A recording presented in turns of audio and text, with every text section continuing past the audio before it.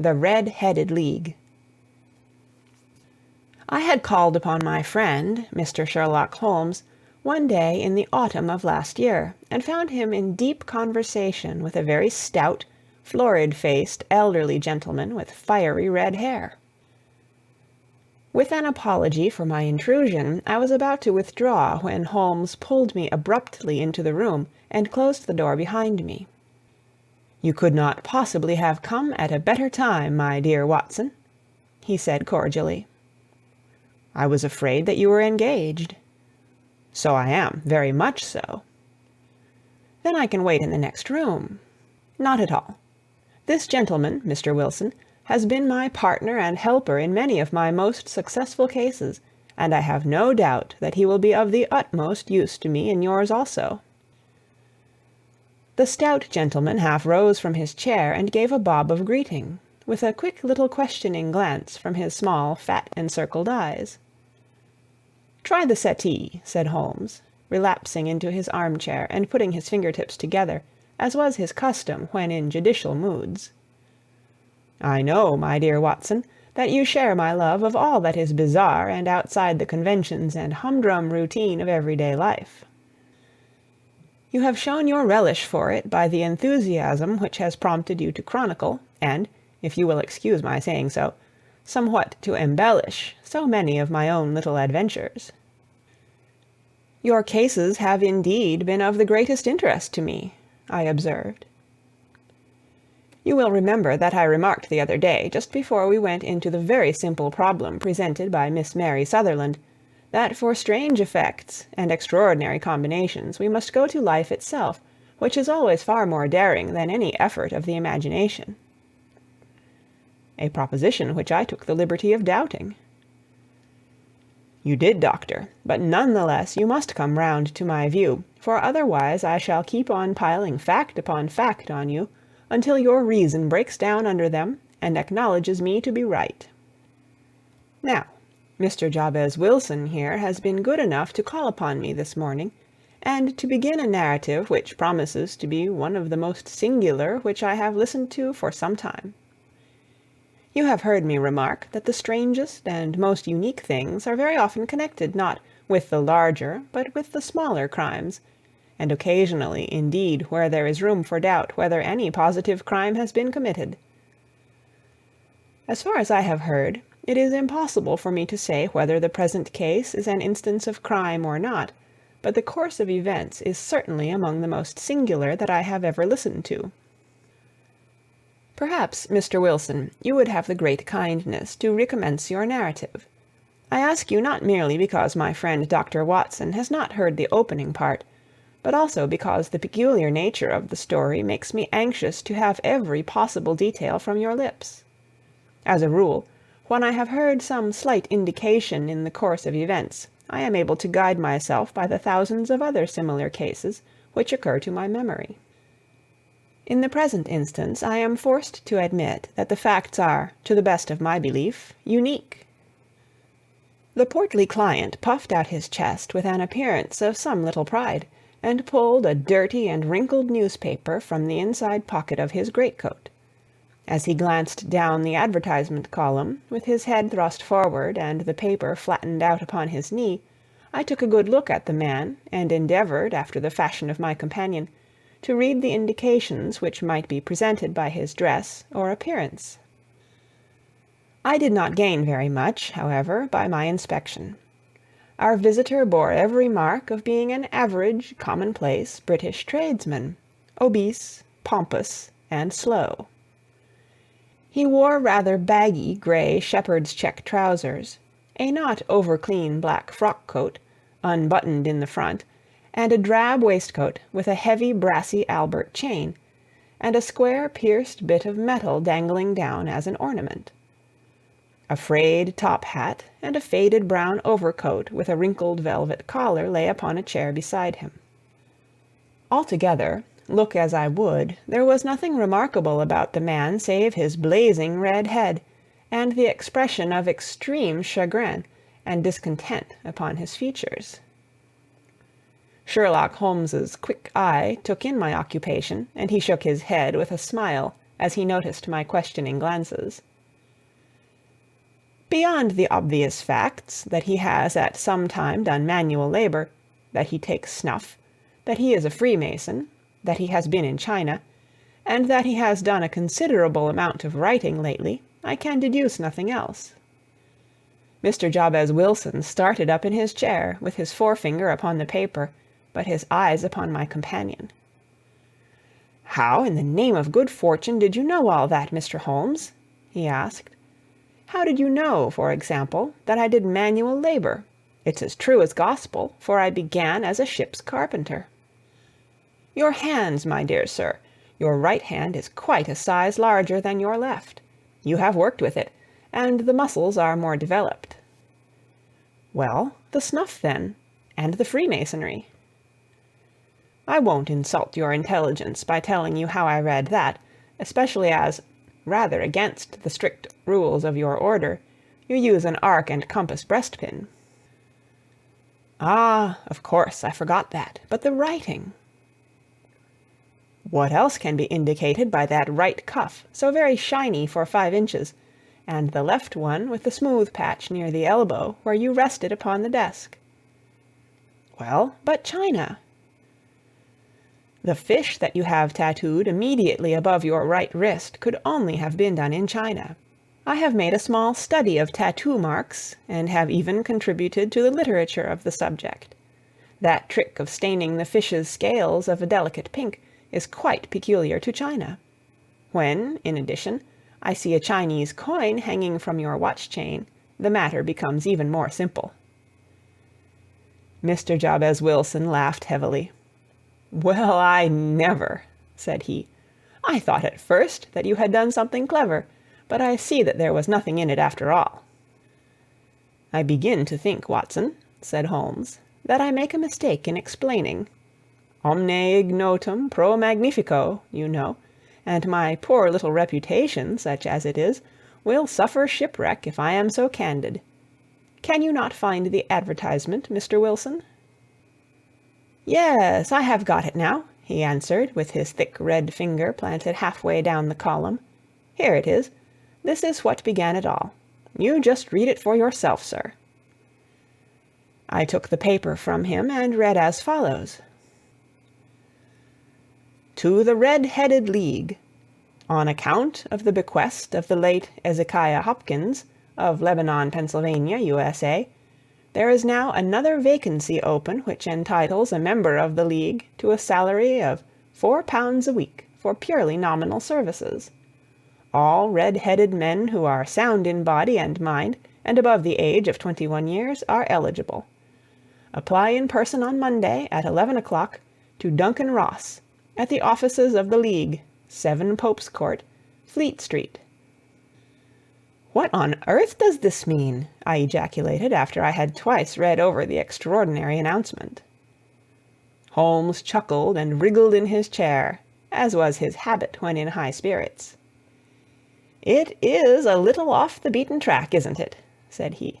"And now, Mr. Wilson, off you go at scratch and tell us all about yourself, your household, and the effect which this advertisement had upon your fortunes. You will first make a note, Doctor, of the paper and the date." "It is the Morning Chronicle of April 27th, 1890, just 2 months ago." "Very good. Now, Mr. Wilson." "Well, it is just as I have been telling you, Mr. Sherlock Holmes," said Jabez Wilson, mopping his forehead. "I have a small pawnbroker's business at Coburg Square near the city. It's not a very large affair, and of late years it has not done more than just give me a living. I used to be able to keep 2 assistants, but now I only keep 1, and I would have a job to pay him but that he is willing to come for half wages, so as to learn the business." "What is the name of this obliging youth?" asked Sherlock Holmes. "His name is Vincent Spaulding, and he's not such a youth either. It's hard to say his age. I should not wish a smarter assistant, Mr. Holmes, and I know very well that he could better himself and earn twice what I am able to give him. But, after all, if he is satisfied, why should I put ideas in his head?" "Why, indeed? You seem most fortunate in having an employee who comes under the full market price. It is not a common experience among employers in this age. I don't know that your assistant is not as remarkable as your advertisement." "Oh, he has his faults, too," said Mr. Wilson. "Never was such a fellow for photography, snapping away with a camera when he ought to be improving his mind, and then diving down into the cellar like a rabbit into its hole to develop his pictures.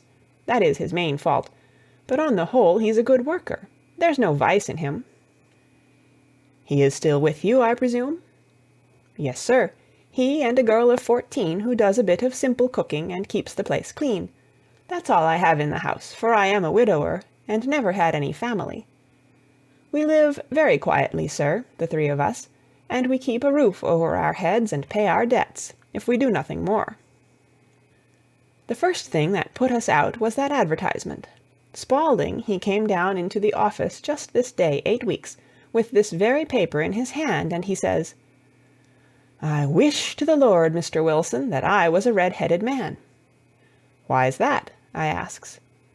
"Why," says he, "here's another vacancy on the League of the Red-Headed Men.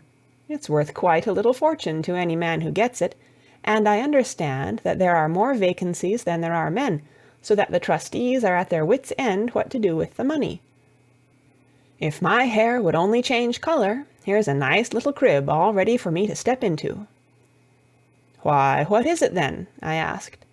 You see, Mr. Holmes, I am a very stay-at-home man, and as my business came to me instead of my having to go to it, I was often 3 weeks on end without putting my foot over the doormat. In that way I didn't know much of what was going on outside, and I was always glad of a bit of news." "Have you never heard of the League of the Red-Headed Men?" he asked, with his eyes open. "Never." "Why, I wonder at that, for you are eligible yourself for one of the vacancies."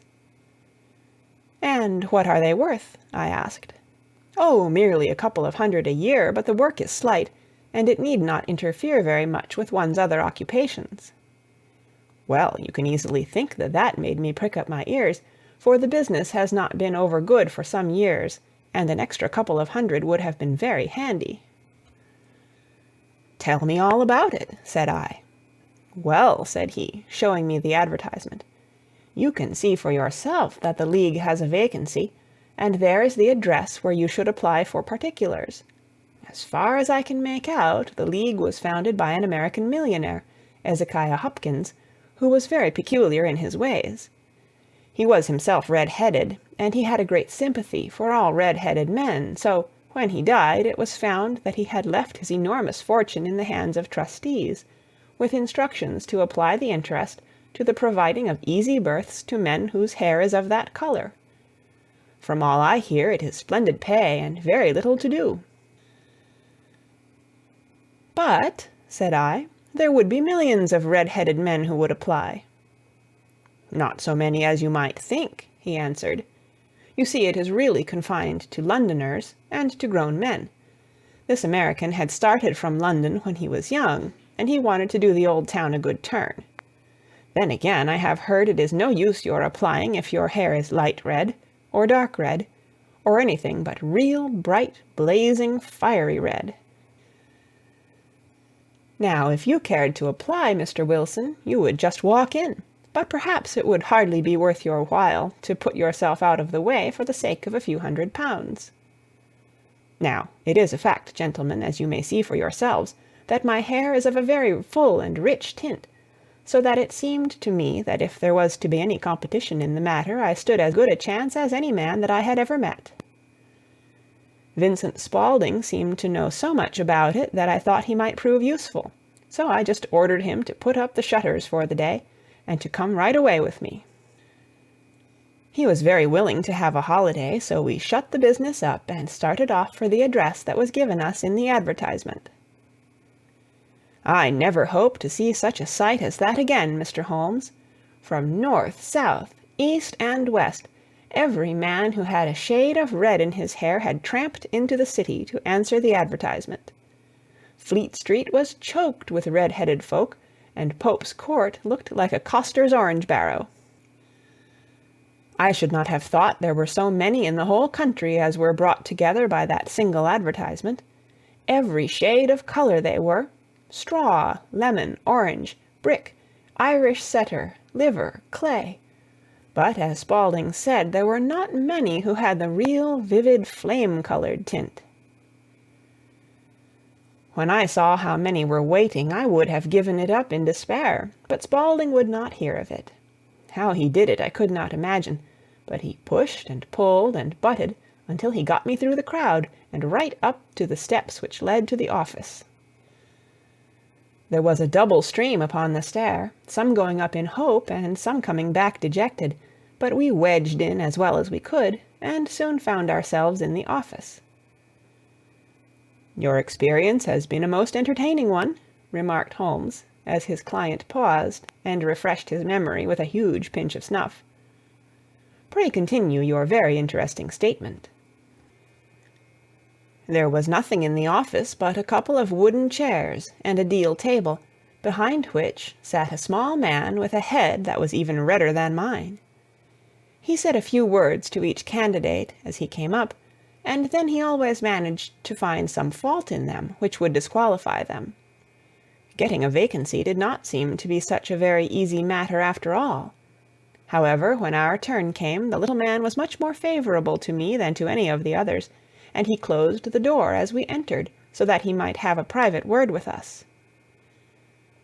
"This is Mr. Jabez Wilson," said my assistant, "and he is willing to fill a vacancy in the League." "And he is admirably suited for it," the other answered. "He has every requirement. I cannot recall when I have seen anything so fine." He took a step backward, cocked his head on one side, and gazed at my hair until I felt quite bashful. Then suddenly he plunged forward, wrung my hand, and congratulated me warmly on my success. "It would be injustice to hesitate," said he. "You will, however, I am sure, excuse me for taking an obvious precaution." With that he seized my hair in both his hands and tugged until I yelled with the pain. "There is water in your eyes," said he as he released me. "I perceive that all is as it should be, but we have to be careful, for we have twice been deceived by wigs and once by paint. I could tell you tales of cobbler's wax which would disgust you with human nature." He stepped over to the window and shouted through it at the top of his voice that the vacancy was filled. A groan of disappointment came up from below, and the folk all trooped away in different directions, until there was not a red head to be seen except my own, and that of the manager. "My name," said he, "is Mr. Duncan Ross, and I am myself one of the pensioners upon the fund left by our noble benefactor. Are you a married man, Mr. Wilson? Have you a family?" I answered that I had not. His face fell immediately. "Dear me," he said gravely, "that is very serious indeed. I am sorry to hear you say that. The fund was, of course, for the propagation and spread of the redheads as well as for their maintenance. It is exceedingly unfortunate that you should be a bachelor." My face lengthened at this, Mr. Holmes, for I thought that I was not to have the vacancy after all, but after thinking it over for a few minutes, he said that it would be all right. "In the case of another," said he, "the objection might be fatal, but we must stretch a point in favor of a man with such a head of hair as yours. When shall you be able to enter upon your new duties?" "Well, it is a little awkward, for I have a business already," said I. "Oh, never mind about that, Mr. Wilson," said Vincent Spaulding. "I should be able to look after that for you." "What would be the hours?" I asked. 10 to 2. Now, a pawnbroker's business is mostly done of an evening, Mr. Holmes, especially Thursday and Friday evening, which is just before payday, so it would suit me very well to earn a little in the mornings. Besides, I knew that my assistant was a good man, and that he would see to anything that turned up. "That would suit me very well," said I. "And the pay?" "Is £4 a week." "And the work?" "Is purely nominal." "What do you call purely nominal?" "Well, You have to be in the office, or at least in the building, the whole time. If you leave, you forfeit your whole position forever. The will is very clear upon that point. You don't comply with the conditions if you budge from the office during that time." "It's only 4 hours a day, and I should not think of leaving," said I. "No excuse will avail," said Mr. Duncan Ross. "Neither sickness, nor business, nor anything else. There you must stay, or you lose your billet."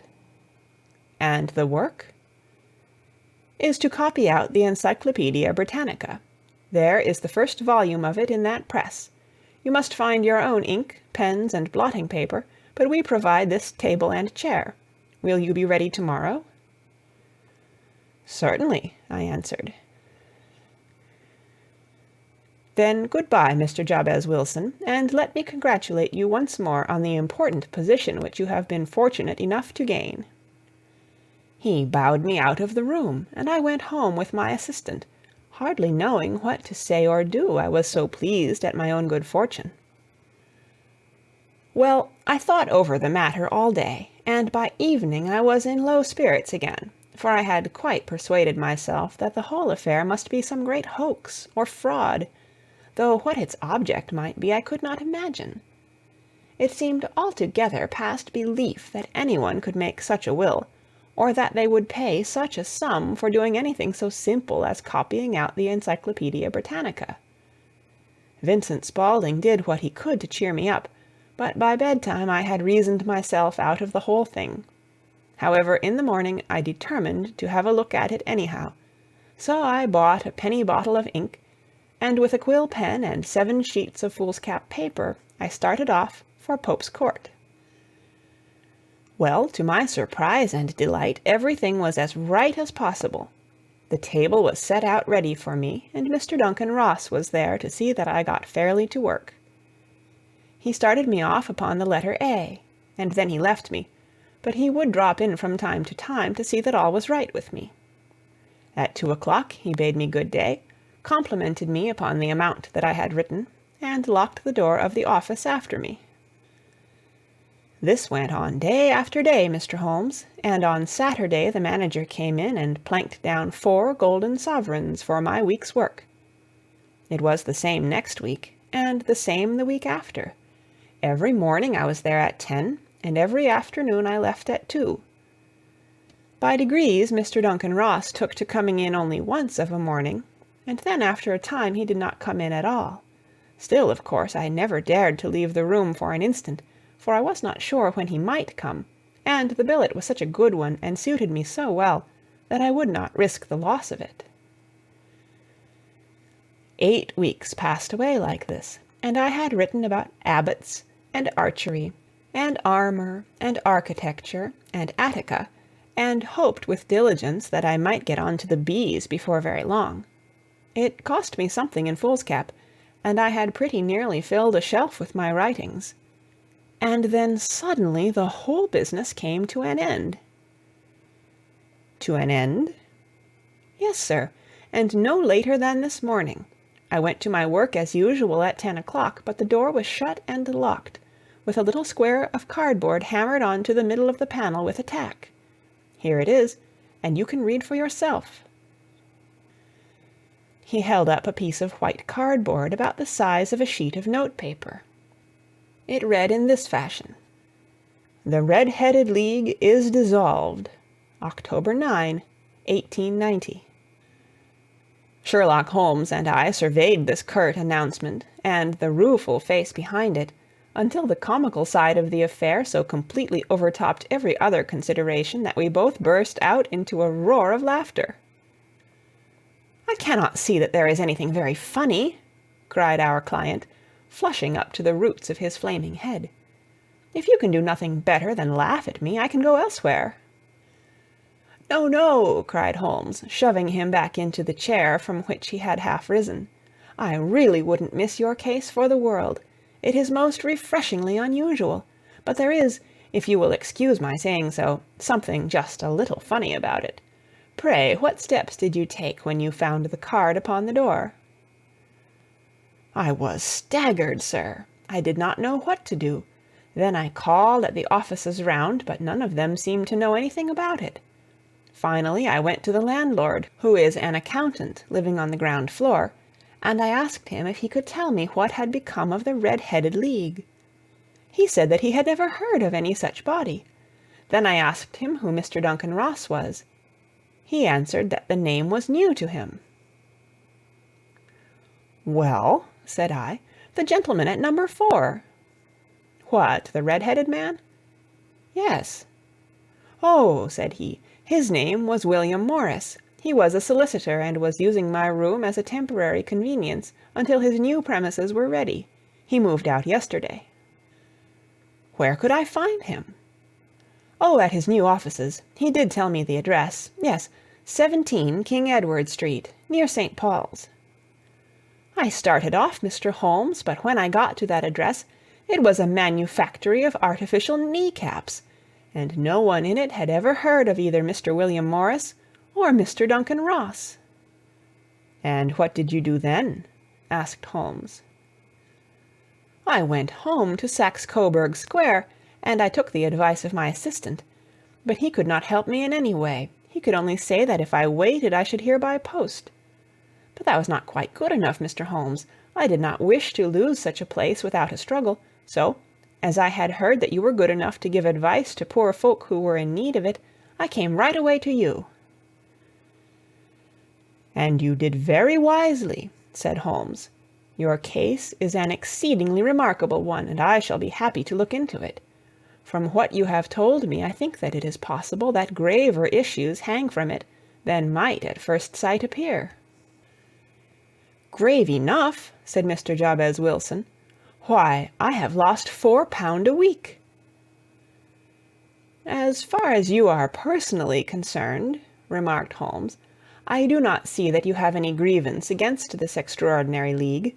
On the contrary, you are, as I understand, richer by some £30, to say nothing of the minute knowledge which you have gained on every subject which comes under the letter A. You have lost nothing by them." "No, sir, but I want to find out about them, and who they are, and what their object was in playing this prank, if it was a prank, upon me. It was a pretty expensive joke for them, for it cost them £32. "We shall endeavour to clear up these points for you. And first, 1 or 2 questions, Mr. Wilson. This assistant of yours who first called your attention to the advertisement, how long had he been with you?" "About a month, then." "How did he come?" "In answer to an advertisement." "Was he the only applicant?" "No, I had a dozen." "Why did you pick him?" "Because he was handy and would come cheap." "At half wages, in fact?" "Yes." "What is he like, this Vincent Spaulding?" "Small, stout-built, very quick in his ways, no hair on his face, though he's not short of 30, has a white splash of acid upon his forehead." Holmes sat up in his chair in considerable excitement. "I thought as much," said he. "Have you ever observed that his ears are pierced for earrings?" "Yes, sir. He told me that a gipsy had done it for him when he was a lad." "Hum," said Holmes, sinking back in deep thought. "He is still with you?" "Oh, yes, sir. I have only just left him." "And has your business been attended to in your absence?" "Nothing to complain of, sir. There's never very much to do of a morning." "That will do, Mr. Wilson. I shall be happy to give you an opinion upon the subject in the course of a day or two. To-day is Saturday, and I hope that by Monday we may come to a conclusion." "Well, Watson," said Holmes, when our visitor had left us, "what do you make of it all?" "I make nothing of it," I answered frankly. "It is a most mysterious business." "As a rule," said Holmes, "the more bizarre a thing is, the less mysterious it proves to be. It is your commonplace, featureless crimes which are really puzzling, just as a commonplace face is the most difficult to identify. But I must be prompt over this matter." "What are you going to do, then?" I asked. "To smoke," he answered. "It is quite a three-pipe problem, and I beg that you won't speak to me for 50 minutes." He curled himself up in his chair, with his thin knees drawn up to his hawk-like nose, and there he sat, with his eyes closed, and his black clay pipe thrusting out like the bill of some strange bird. I had come to the conclusion that he had dropped asleep, and indeed was nodding myself, when he suddenly sprang out of his chair with the gesture of a man who has made up his mind, and put his pipe down upon the mantelpiece. "Sarasate plays at the St. James Hall this afternoon," he remarked. "What do you think, Watson? Could your patients spare you for a few hours?" "I have nothing to do today. My practice is never very absorbing." "Then put on your hat and come. I am going through the city first, and we can have some lunch on the way. I observe that there is a good deal of German music on the programme, which is rather more to my taste than Italian or French. It is introspective, and I want to introspect. Come along." We travelled by the Underground as far as Aldersgate, and a short walk took us to Saxe-Coburg Square, the scene of the singular story which we had listened to in the morning. It was a poky, little, shabby-genteel place, where 4 lines of dingy two-storied brick houses looked out into a small, railed-in enclosure, where a lawn of weedy grass and a few clumps of faded laurel bushes made a hard fight against a smoke-laden and uncongenial atmosphere. 3 gilt balls and a brown board with "Jabez Wilson" in white letters upon a corner house announced the place where our red-headed client carried on his business. Sherlock Holmes stepped in front of it with his head on one side, and looked it all over, with his eyes shining brightly between puckered lids. Then he walked slowly up the street, and then down again to the corner, still looking keenly at the houses. Finally he returned to the pawnbroker's, and, having thumped vigorously upon the pavement with his stick 2 or 3 times, he went up to the door and knocked. It was instantly opened by a bright-looking, clean-shaven young fellow, who asked him to step in. "Thank you," said Holmes. "I only wished to ask you how you would go from here to the Strand." "Third right, fourth left," answered the assistant promptly, closing the door. "Smart fellow, that," observed Holmes as we walked away. "He is, in my judgment, the 4th smartest man in London, and for daring I am not sure that he has not a claim to be 3rd. I have known something of him before." "Evidently," said I, "Mr. Wilson's assistant counts for a good deal in this mystery of the Red-Headed League. I am sure that you inquired your way merely in order that you might see him." "Not him." "What then?" "The knees of his trousers." "And what did you see?" "What I expected to see." "Why did you beat the pavement?" "My dear doctor, this is a time for observation, not for talk. We are spies in an enemy's country. We know something of Saxe-Coburg Square. Let us now explore the parts which lie behind it." The road in which we found ourselves as we turned round the corner from the retired Saxe-Coburg Square presented as great a contrast to it as the front of a picture does to the back. It was one of the main arteries which conveyed the traffic of the city to the north and west. The roadway was blocked with the immense stream of commerce flowing in a double tide inward and outward, while the footpaths were black with the hurrying swarm of pedestrians. It was difficult to realize, as we looked at the line of fine shops and stately business premises, that they really abutted on the other side upon the faded and stagnant square which we had just quitted. "Let me see," said Holmes, standing at the corner and glancing along the line. "I should like just to remember the order of the houses here. It is a hobby of mine to have an exact knowledge of London.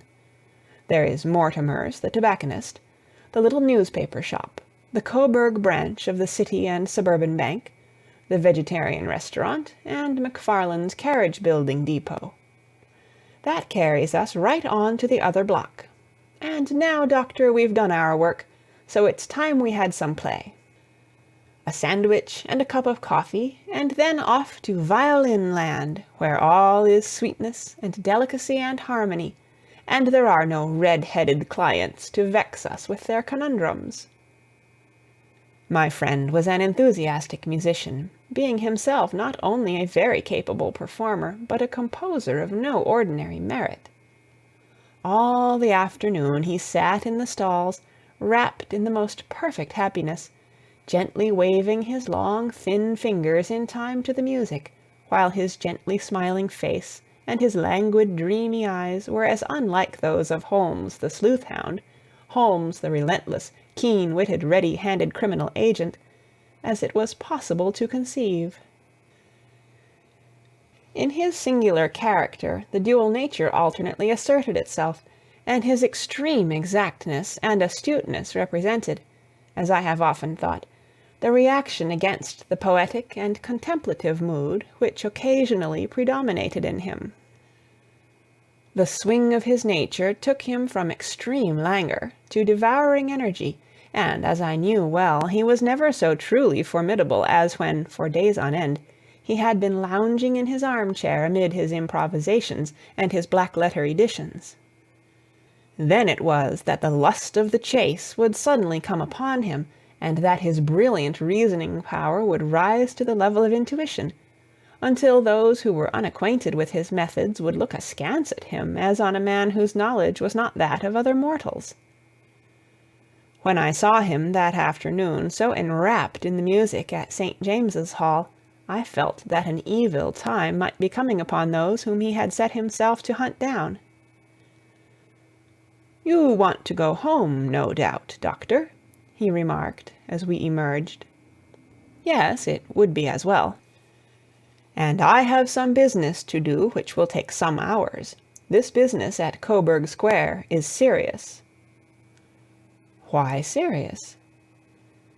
"A considerable crime is in contemplation. I have every reason to believe that we shall be in time to stop it. But today being Saturday rather complicates matters. I shall want your help tonight." "At what time?" 10 will be early enough." "I shall be at Baker Street at 10." "Very well. And I say, Doctor, there may be some little danger, so kindly put your army revolver in your pocket." He waved his hand, turned on his heel, and disappeared in an instant among the crowd. I trust that I am not more dense than my neighbors, but I was always oppressed with a sense of my own stupidity in my dealings with Sherlock Holmes. Here I had heard what he had heard, I had seen what he had seen, and yet from his words it was evident that he saw clearly not only what had happened, but what was about to happen, while to me the whole business was still confused and grotesque. As I drove home to my house in Kensington, I thought over it all, from the extraordinary story of the red-headed copier of the Encyclopedia, down to the visit at Saxe-Coburg Square, and the ominous words with which he had parted from me.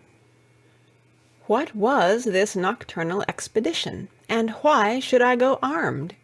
Where were we going, and what were we to do? I had the hint from Holmes that this smooth-faced pawnbroker's assistant was a formidable man, a man who might play a deep game. I tried to puzzle it out, but gave up in despair, and set the matter aside until night should bring an explanation. It was 9:15 when I started from home and made my way across the park, and so through Oxford Street to Baker Street. 2 hansoms were standing at the door, and as I entered the passage I heard the sound of voices from above.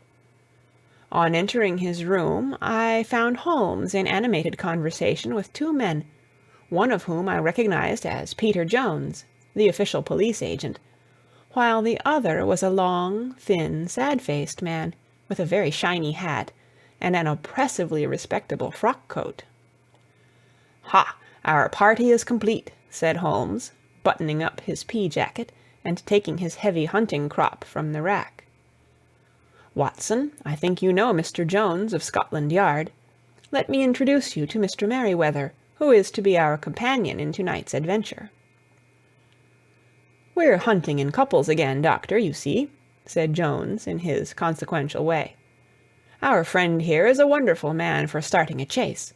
All he wants is an old dog to help him do the running down." "I hope a wild goose may not prove to be the end of our chase," observed Mr. Merryweather gloomily. "You may place considerable confidence in Mr. Holmes, sir," said the police agent loftily. "He has his own little methods, which are, if you won't mind my saying so, just a little too theoretical and fantastic, but he has the makings of a detective in him. It is not too much to say that once or twice, as in that business of the Sholto murder and the Agra treasure, he has been more nearly correct than the official force." "Oh, if you say so, Mr. Jones, it is all right," said the stranger with deference. "Still, I confess that I miss my rubber. It is the first Saturday night for 27 years that I have not had my rubber." "I think you will find," said Sherlock Holmes, "that you will play for a higher stake to-night than you have ever done yet, and that the play will be more exciting. For you, Mr. Merryweather, the stake will be some £30,000, and for you, Jones, it will be the man upon whom you wish to lay your hands. John Clay, the murderer, thief, smasher, and forger. He's a young man, Mr. Merryweather, but he is at the head of his profession, and I would rather have my bracelets on him than on any criminal in London. He's a remarkable man, is young John Clay. His grandfather was a royal duke, and he himself has been to Eton and Oxford. His brain is as cunning as his fingers, and though we meet signs of him at every turn, we never know where to find the man himself. He'll crack a crib in Scotland one week, and be raising money to build an orphanage in Cornwall the next. I've been on his track for years, and have never set eyes on him yet.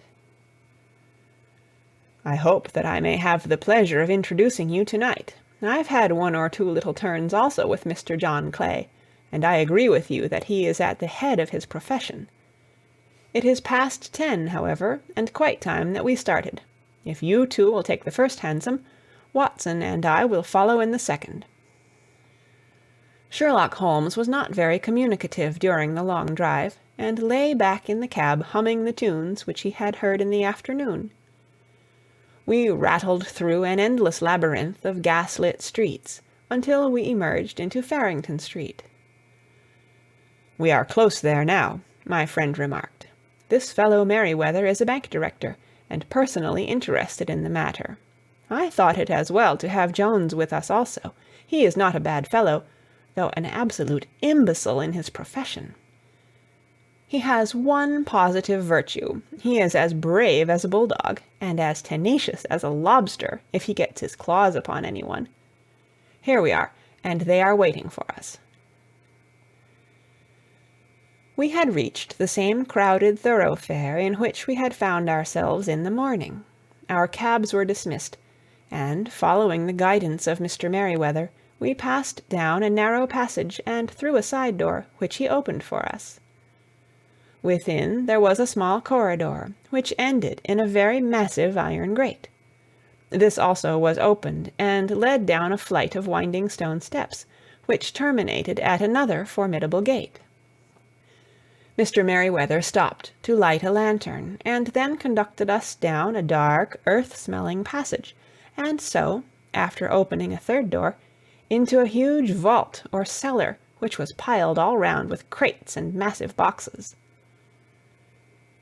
"You are not very vulnerable from above," Holmes remarked as he held up the lantern and gazed about him. "Nor from below," said Mr. Merryweather, striking his stick upon the flags which lined the floor. "Why, dear me, it sounds quite hollow," he remarked, looking up in surprise. "I must really ask you to be a little more quiet," said Holmes severely. "You have already imperilled the whole success of our expedition might I beg that you would have the goodness to sit down upon one of those boxes, and not to interfere?"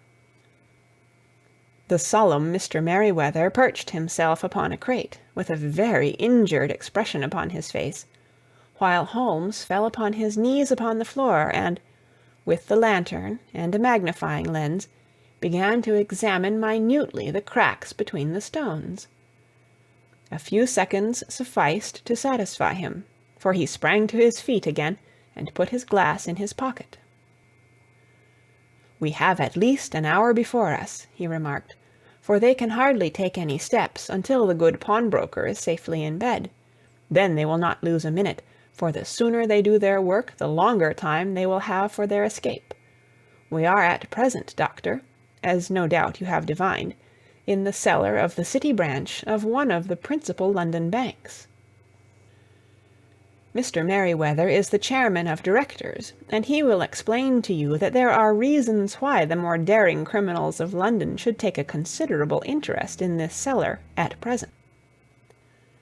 "It is our French gold," whispered the director. "We have had several warnings that an attempt might be made upon it." "Your French gold?" "Yes.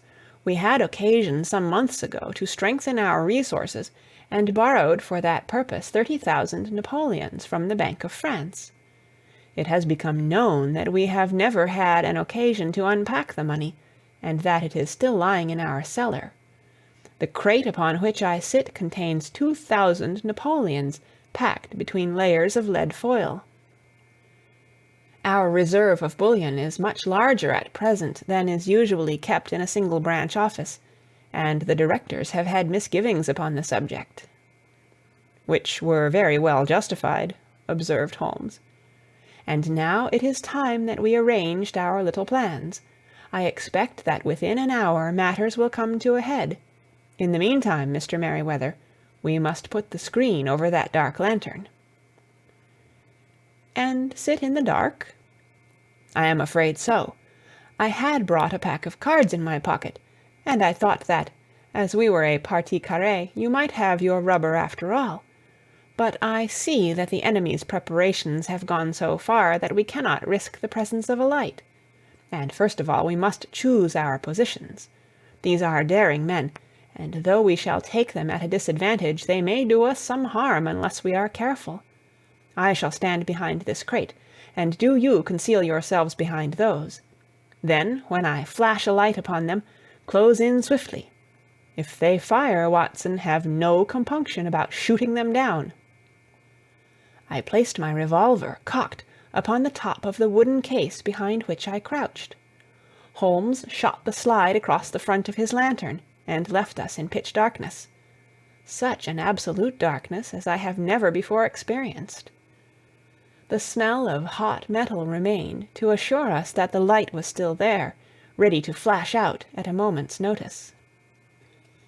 To me, with my nerves worked up to a pitch of expectancy, there was something depressing and subduing in the sudden gloom, and in the cold, dank air of the vault. "They have but one retreat," whispered Holmes. "That is back through the house into Saxe-Coburg Square. I hope that you have done what I asked you, Jones." "I have an inspector and 2 officers waiting at the front door." "Then we have stopped all the holes, and now we must be silent and wait." What a time it seemed! From comparing notes afterwards, it was but an hour and a quarter, yet it appeared to me that the night must have almost gone, and the dawn be breaking above us. My limbs were weary and stiff, for I feared to change my position, yet my nerves were worked up to the highest pitch of tension, and my hearing was so acute that I could not only hear the gentle breathing of my companions, but I could distinguish the deeper, heavier in-breath of the bulky Jones from the thin, sighing note of the bank director. From my position I could look over the case in the direction of the floor. Suddenly my eyes caught the glint of a light. At first it was but a lurid spark upon the stone pavement. Then it lengthened out until it became a yellow line, and then, without any warning or sound, a gash seemed to open, and a hand appeared, a white, almost womanly hand, which felt about in the center of the little area of light. For a minute or more the hand, with its writhing fingers, protruded out of the floor. Then it was withdrawn as suddenly as it appeared, and all was dark again save the single lurid spark, which marked a chink between the stones. Its disappearance, however, was but momentary.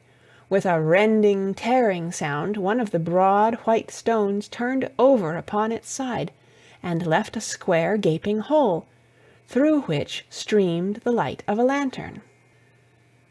Over the edge there peeped a clean-cut, boyish face, which looked keenly about it, and then, with a hand on either side of the aperture, drew itself shoulder-high and waist-high, until one knee rested upon the edge. In another instant he stood at the side of the hole and was hauling after him a companion, lithe and small like himself, with a pale face and a shock of very red hair. "It's all clear," he whispered. "Have you the chisel and the bags?" "Great Scott! Jump, Archie, jump, and I'll swing for it." Sherlock Holmes had sprung out and seized the intruder by the collar. The other dived down the hole, and I heard the sound of rending cloth as Jones clutched at his skirts.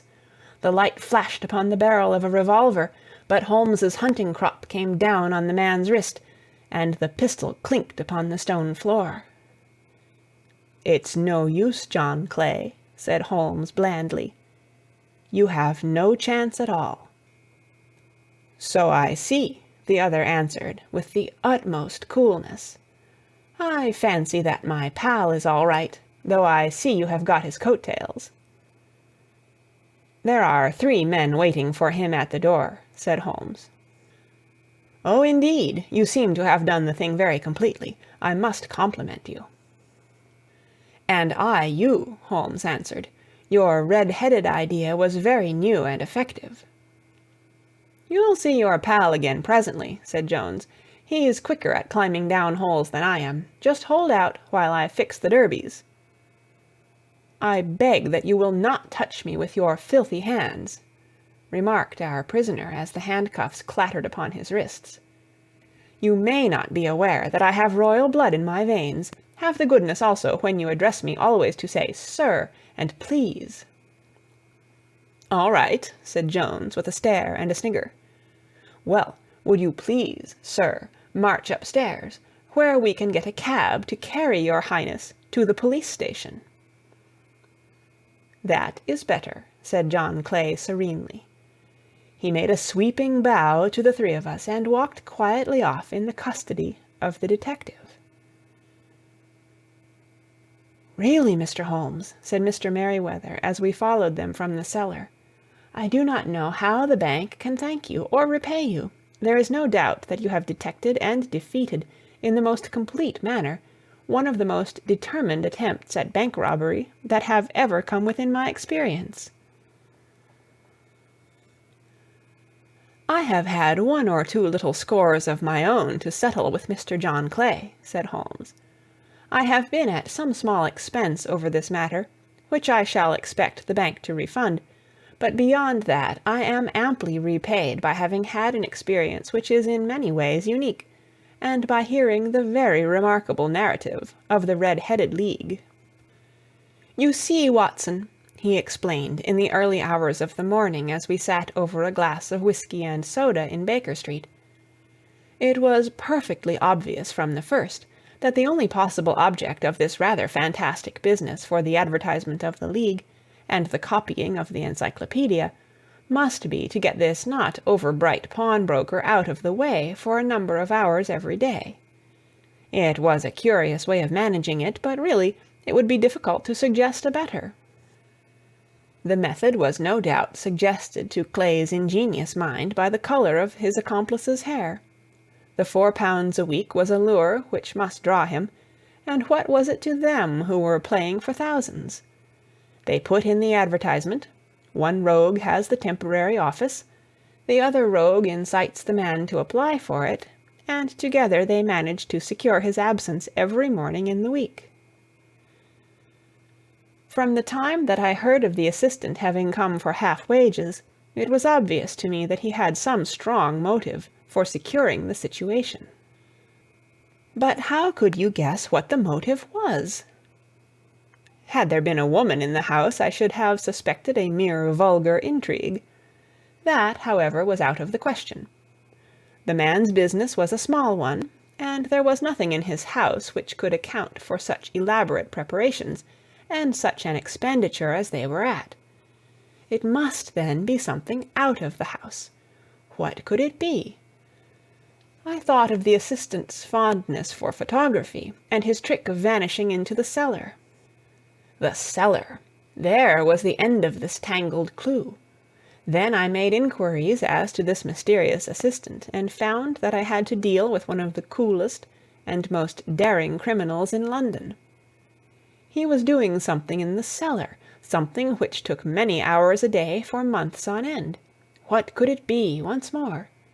I could think of nothing save that he was running a tunnel to some other building. So far I had got when we went to visit the scene of action. I surprised you by beating upon the pavement with my stick. I was ascertaining whether the cellar stretched out in front or behind. It was not in front. Then I rang the bell, and as I hoped, the assistant answered it. We have had some skirmishes, but we had never set eyes upon each other before. I hardly looked at his face. His knees were what I wished to see. You must yourself have remarked how worn, wrinkled, and stained they were. They spoke of those hours of burrowing. The only remaining point was what they were burrowing for. I walked round the corner, saw the City and Suburban Bank abutted on our friend's premises, and felt that I had solved my problem. When you drove home after the concert, I called upon Scotland Yard and upon the chairman of the bank directors, with the result that you have seen. And how could you tell that they would make their attempt to-night? I asked. Well, when they closed their League offices, that was a sign that they cared no longer about Mr. Jabez Wilson's presence. In other words, that they had completed their tunnel. But it was essential that they should use it soon, as it might be discovered, or the bullion might be removed. Saturday would suit them better than any other day, as it would give them 2 days for their escape. For all these reasons I expected them to come to-night. You reasoned it out beautifully, I exclaimed in unfeigned admiration. It is so long a chain, and yet every link rings true. It saved me from ennui, he answered, yawning. Alas, I already feel it closing in upon me. My life is spent in one long effort to escape from the commonplaces of existence. These little problems help me to do so. And you are a benefactor of the race, said I. He shrugged his shoulders. Well, perhaps after all it is of some little use, he remarked. L'homme c'est rien, l'œuvre c'est tout, as Gustave Flaubert wrote to George Sand.